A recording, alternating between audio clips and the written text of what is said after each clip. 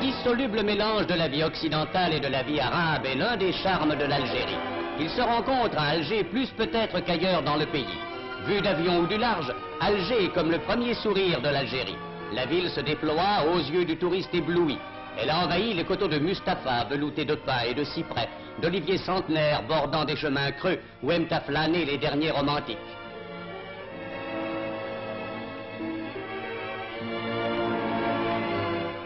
Voici la vieille rade aux reflets mouvants et l'amirauté si riche de merveilleux souvenirs. Mais Alger, cette splendide ville moderne, se réduisait à peu près à ceci en 1830. Des maisons vétustes, comprimées comme des grains de grenade. L'ombre de Fromentin peut revenir dans l'un de ces cafés. La Casbah est toujours celle qu'il a décrite. Un mélange affolant de types, de couleurs, d'odeurs et de bruits, un fantastique lacis de ruelles tortes, d'escaliers.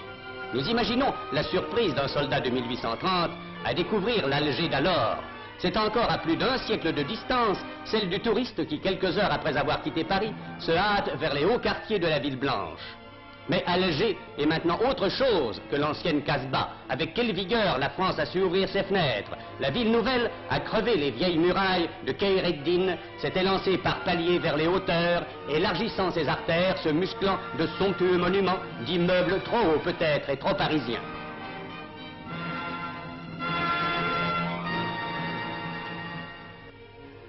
Si le génie créateur de la France a marqué de son empreinte l'édification d'une telle ville, il apparaît aussi dans l'œuvre colonisatrice dont l'opulente Mitidja porte l'éclatant témoignage.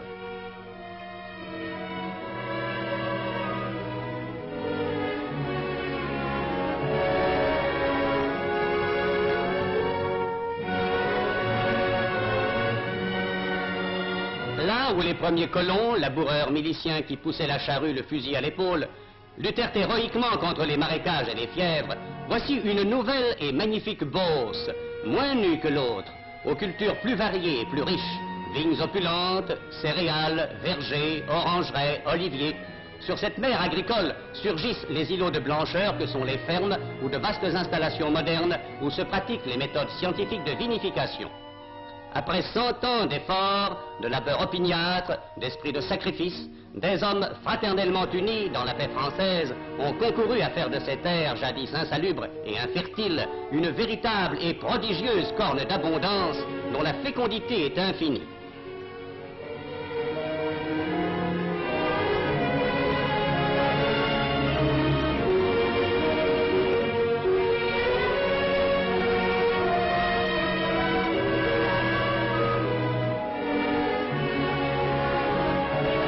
La Mitidja est séparée de la mer par une ligne de collines, le Sahel. Au sommet de l'une de ces collines s'aperçoit de partout l'émouvant tombeau de la Chrétienne, où auraient été inhumés Juba II et son épouse Cléopâtre Sélénée. Vestige millénaire d'une époque glorieuse qui vit s'étendre sur le pays la grandeur de Rome et sa puissance.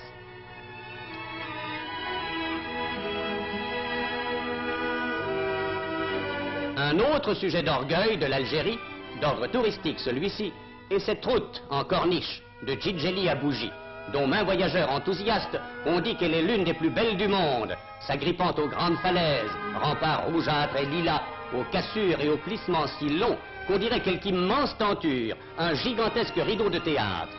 Quel film pour ceux qui aiment à promener leur rêverie voyageuse dans un décor à la mesure de leurs désirs.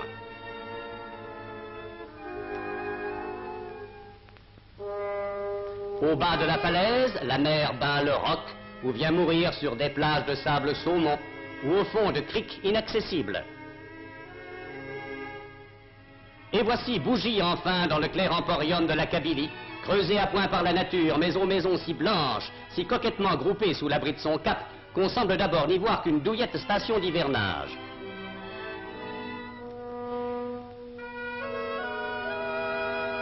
Avant de pousser plus loin, comment ne pas s'arrêter à ce bastion de la chaîne littorale qui s'appelle la Kabylie? Autant de mamelons, autant de villages juchés sur leur sommet. Les villages d'ici, avec leurs maisons basses, tuilées à la romaine, accroupies et serrées, identiques, ont l'aspect amorphe de bancs de coquillages incrustés aux rochers.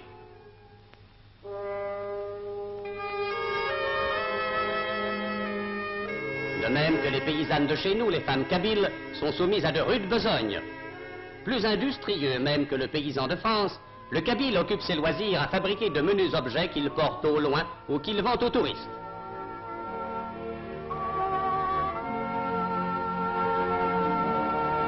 Ces femmes, puisant de l'eau, ne composent-elles pas un tableau biblique?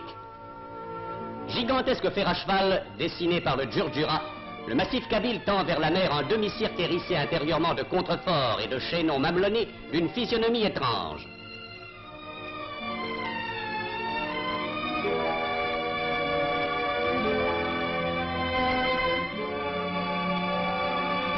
Constantine, malgré des vestiges romains, est restée surtout la Sirtane humide. Perchée sur son roc, ceinturée d'un fossé unique au monde, ses gorges du Rumel, dont les profondeurs d'abîme et les escarpements de canyon évoquent les imaginations infernales d'un Gustave Doré, Constantine, même modernisée, malgré les ponts puissants ou filiformes qui franchissent cet achéron algérien, garde encore sa physionomie de repère inaccessible.